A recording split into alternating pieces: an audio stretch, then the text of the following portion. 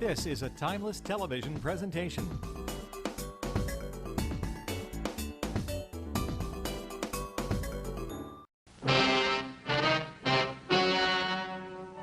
Ladies and gentlemen, the story you are about to see is true. The names have been changed to protect the innocent.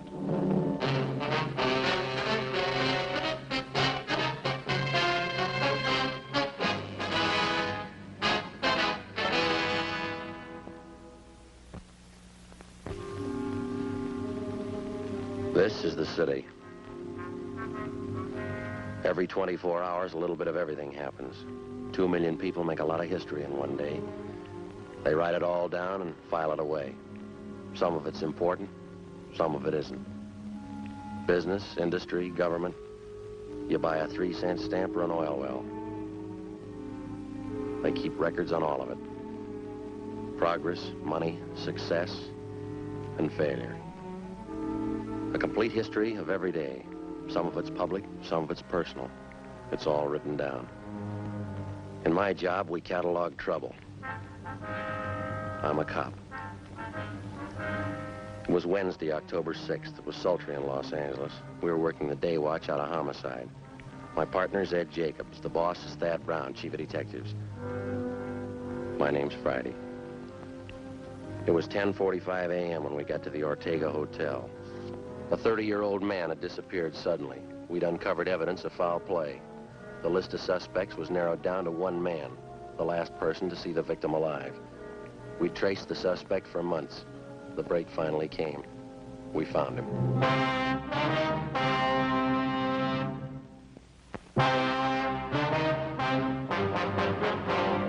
Taking his time, isn't it? Yeah, you want to try it again? Yeah, all right. Yeah? Police officers. Your name Henry Ross? Get it, Ed. Watch it, Ed.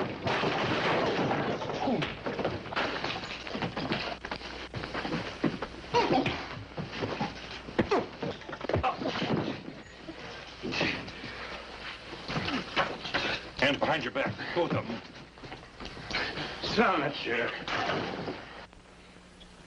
What is this? You guys really cops? No fooling you cops. I thought you were faking. I showed you my card at the door. Yeah, I thought you were faking. That's the truth. There's a couple of guys out to muss me up, and I thought you were them. Your name Henry Ross? Sure, that's right. No, I thought you were one of those mooches I had a fight with in the bar the other night. He said he was going to get a pal and come back and take care of me. Yeah? Well, sure, I got no reason to fight cops. Didn't do my room any good. The landlady's going to scream. All right, you want to finish up dressing? I want to talk to you downtown. What's it about, officer? Missing person. We'll brief you when we get downtown. All right with me. Would you take these cuffs off, please? Kind of hard to dress with them. All right, bend over. I don't know why you have to slap cuffs on me. I didn't know you were cops. Mind if we check through your things, Ross? Huh? Why? Mind? Oh, go ahead if you want. I got nothing to hide. If you spoke up at the door, there wouldn't have been this fight. I thought you were that mooch in the bar and his friend. Thought you were looking for trouble. All right, mister, you about ready to go? Oh, I'd like to brush my teeth first, if you don't mind. Got a mouthful of cotton this morning. Where do you keep your toothbrush? Well, over here, I'll get it. Never mind. All right.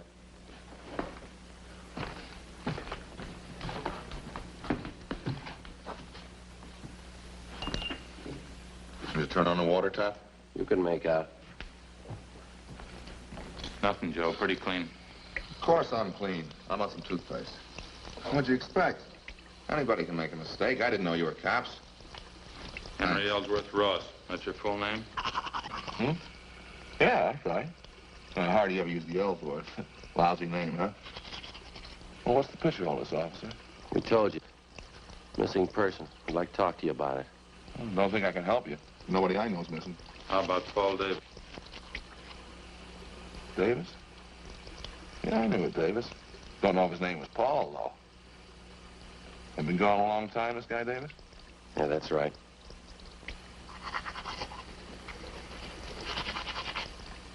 Was something wrong, you think? Yeah, we figure murder.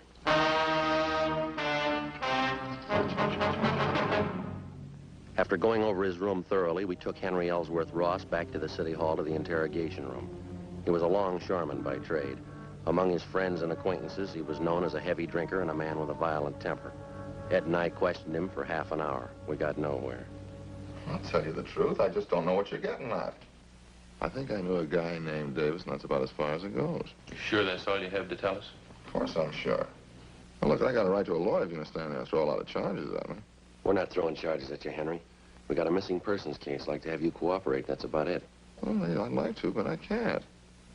Paul Davis. Just a name to me. Maybe I know him. I don't know. You got that report there, Ed? Yeah. That's it. Thank you.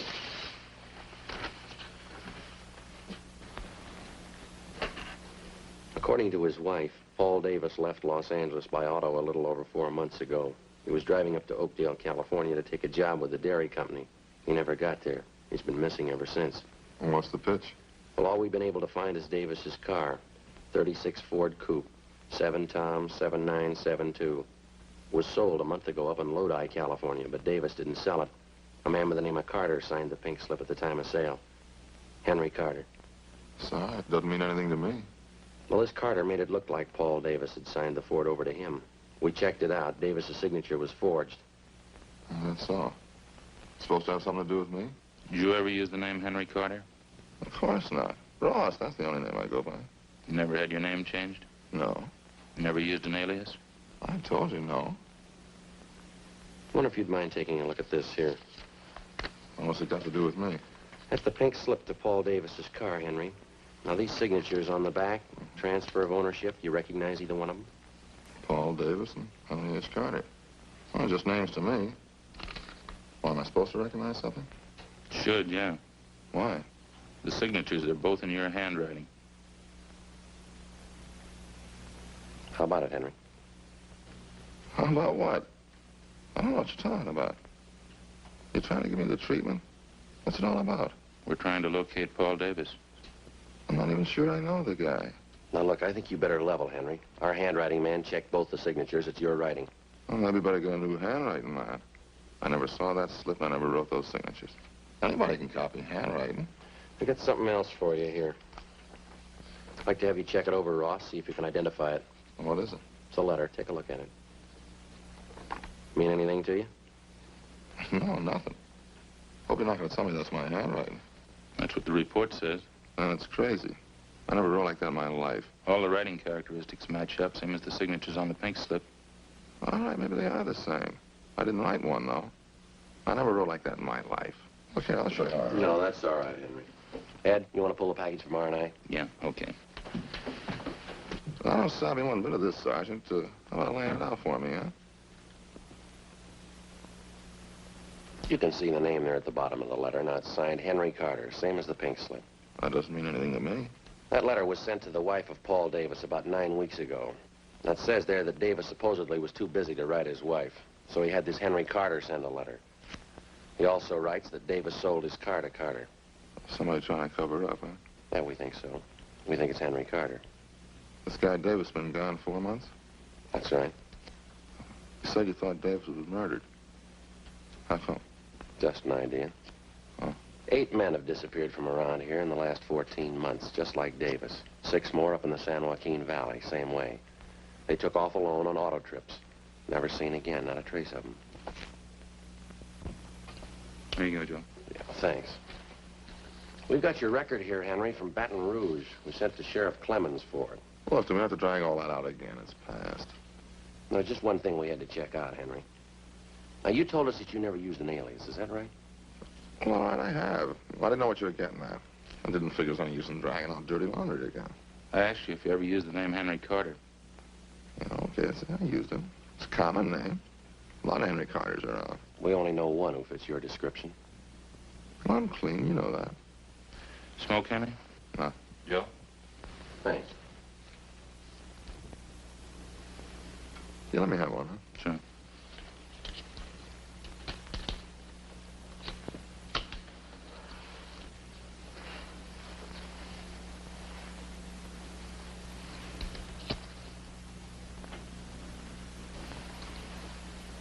Henry, we rode this thing for 4 months all over the state, and I'll tell you what we got. We'll let you make up your own mind.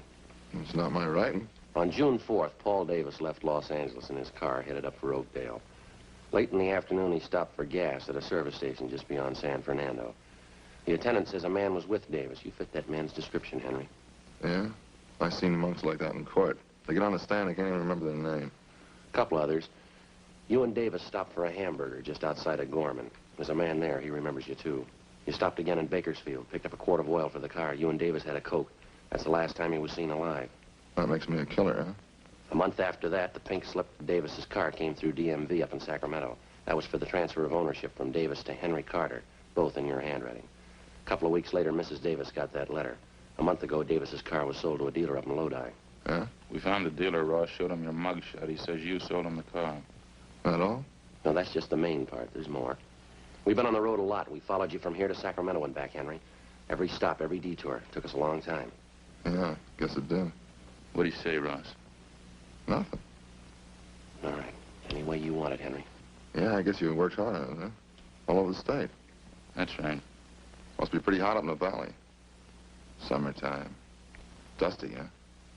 We made out. And I've never been up in the valley in summer.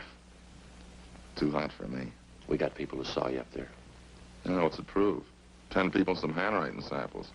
You can't build a case on that. You know that, don't you? We're gonna try. You think I murdered Davis? You, Sergeant? Yeah? You think I murdered those other guys, too, huh? Oh, what was it, 10 or 12 of them? We're asking about Davis. You think I killed him? Well, tell me the truth, do you? You think I murdered Davis? Yeah, I think you did, Henry. Uh-huh. And you know as well as I do, there's only one way to prove it. Yeah? Find his body. 1:15 p.m. Ed and I took Henry Ross out and fed him some lunch. Then we took him back to the city hall to the interrogation room where we continued to question him. He was relaxed and he talked a great deal about everything but the disappearance of Paul Davis. He didn't seem anxious to get away. He made no demands for an attorney to represent him. He told us about different homicide cases that he'd read up on.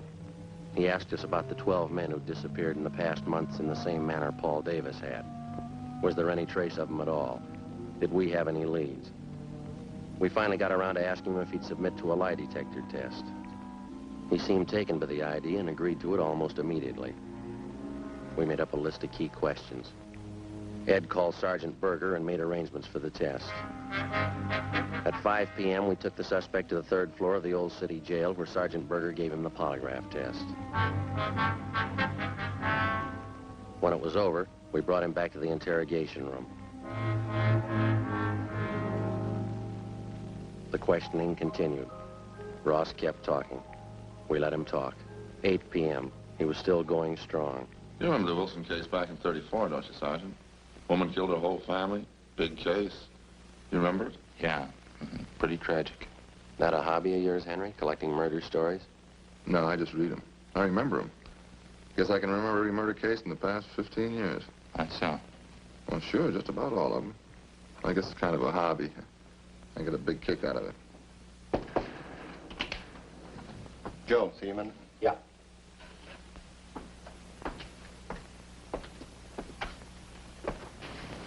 Berger over in the polygraph room just called. What'd he say? They found 16 positive reactions on Ross.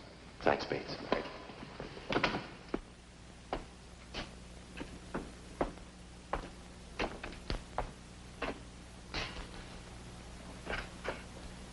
You know, there's one thing I get a real kick out of. These detective magazines, mystery stories, you know, the way they make out the murderer. How do you mean? Well, you know, they always build it into something big. Somebody's always killing somebody else for $1 million, or maybe over some woman, some beautiful woman. Same with the movies. That's where they get it all mixed up. I don't think I follow you, Henry. Sure you do. Every time some guy writes a murder story, he's got to build up a big reason for the killing. Well, it generally works out that way, doesn't it? Why? I'll bet there's 1,000 murder cases in your files without a reason. Some people kill, that's all. I've heard about lots of them. Sure, they just want to kill and they go ahead and do it. Maybe for a few bucks, maybe for nothing. They just do it, that's all. That's so. Well, sure. You know that. Like this thing you've been talking about. 10, 12 guys disappear. They got a few bucks, maybe they got nothing. Somebody plows them under, that's all. No big reason, they just do it. So 12 guys are gone. Doesn't mean anything. Is that how you figured it, Henry? Huh? Phone call a minute ago. That was from the man who gave you the lie detector test. Oh, that right? How'd it go? Well, he just finished going over your graph. He got 16 positive reactions. Yeah? What would that mean? You lied, Henry. 16 times. Is that right? Yeah, but I told him to get a new machine. I lied all the way through. Mind telling us why? No, I don't mind. I guess I knew you'd find out. Well, let's go out and get something to eat first, huh? Hungry. We better talk a little more, Henry. Now, let's go. I'll tell you while we're eating. Bring a pencil and I'll draw you a map. A map of what? The canyon, where I buried him.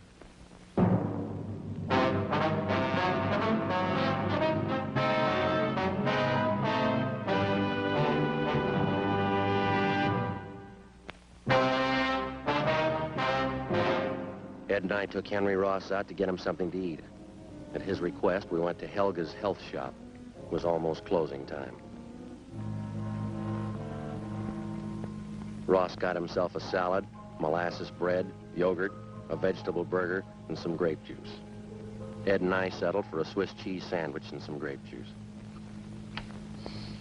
Vegetable burger and beets, huh? Sure smells great.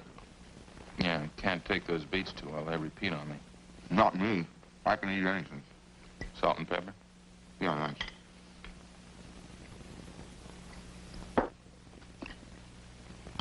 You know, I haven't eaten much today. Hey, did you get your sandwich made with molasses bread? No, wheat germ bread. Oh, you should have got molasses bread. Real blackstrap molasses. Smell it. Nice and fresh, huh? Oh, you know, this yogurt really sharpens up my appetite. Food tastes great, huh? Want some saccharin, Joe? Yeah, thanks. We brought a pencil along, Ross. Want us to start making notes? Good time as any, I guess. You know, the whole thing comes right back to what I was trying to tell you there in the office. Yeah, what's that? Well, you know about the phony mystery stories. And every time there's trouble, there's a big reason behind it. Phony, that's all. Yeah? Sure. This Paul Davis, for instance. Well, I guess I knew you'd find out. I knew this morning when you picked me up. I knew you had it figured. Must have been a big job, huh? Finding me. Pretty big, Henry, yeah. A lot of mileage. How'd it happen? Well, there again, it's just what I was saying. There's no reason behind it. I needed a few bucks, and this Davis came along. I guess he was it. Hey, you want to pass me the salt? There you are. Where'd you meet Davis, Henry? Well, I was hitchhiking out in Ventura. On the dime in my jeans, I was going up to Maricopa. Thought I had a job up there. Well, this Davis came along and picked me up. You ever know him before that? No, a stranger. Said he was going to Oakdale and be glad to give me a ride. Go ahead. Well, I think we stopped for gas up around San Fernando, and I saw that he had a few bucks in his wallet. I guess that's when I got the idea. About what? Killing. Maybe that gives you an idea what I was talking about. You don't need any big reason to kill somebody. Davis had 18 bucks. Suppose I told that to a writer. Somebody killing a guy for 18 bucks. Wouldn't make much sense, huh? You tell you to never sell. You need $1 million. Beautiful woman. Good motive. Where'd you kill him, Henry? Outside of Bakersfield. Little canyon there.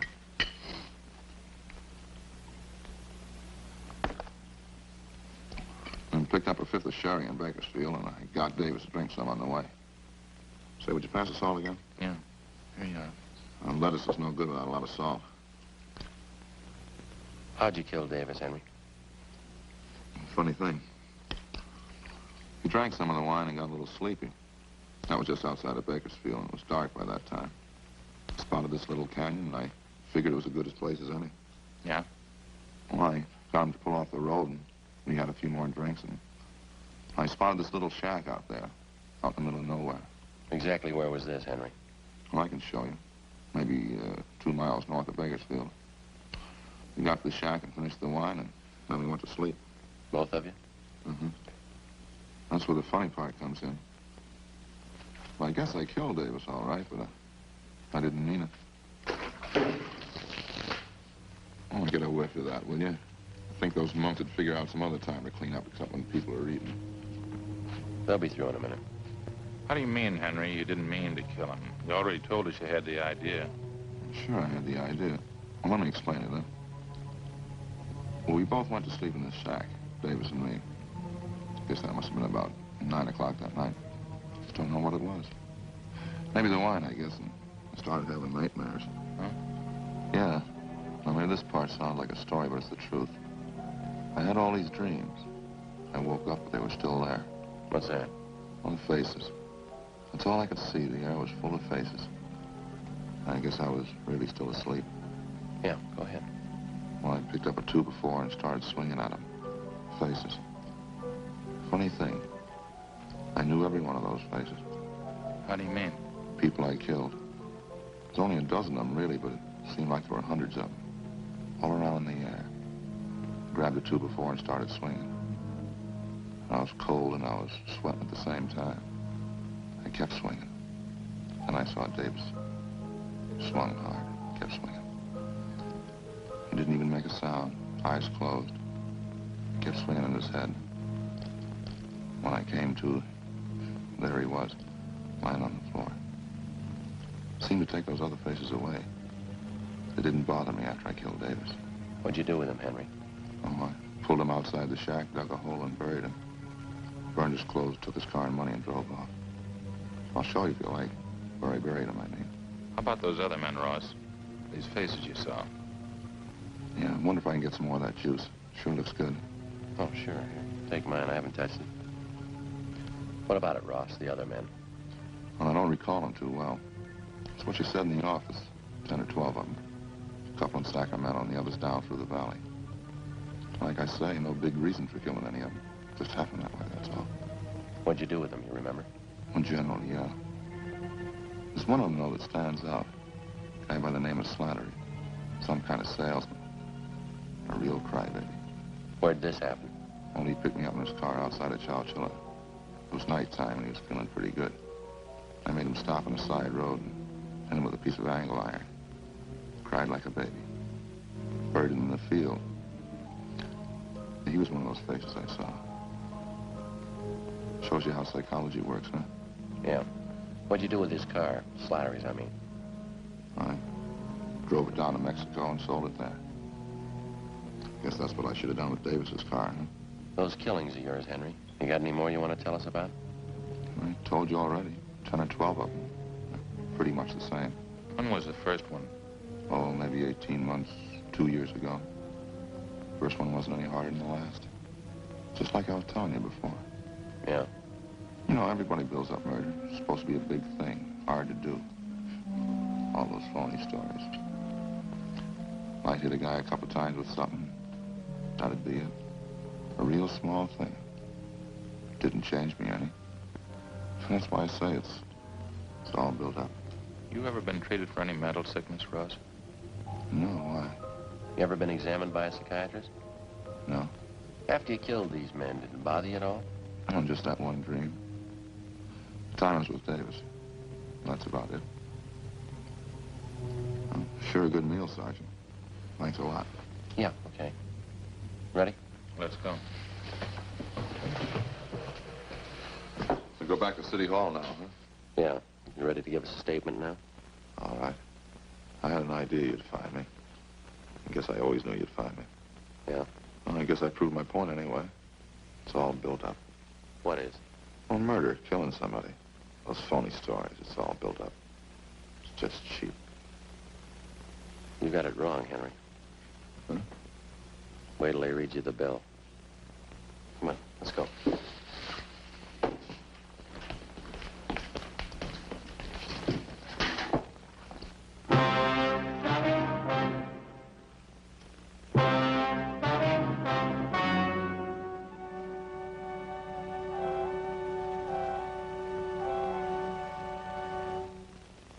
On January 7th, trial was held in Superior Court, Department 86, City and County of Los Angeles, State of California. In a moment, the results of that trial.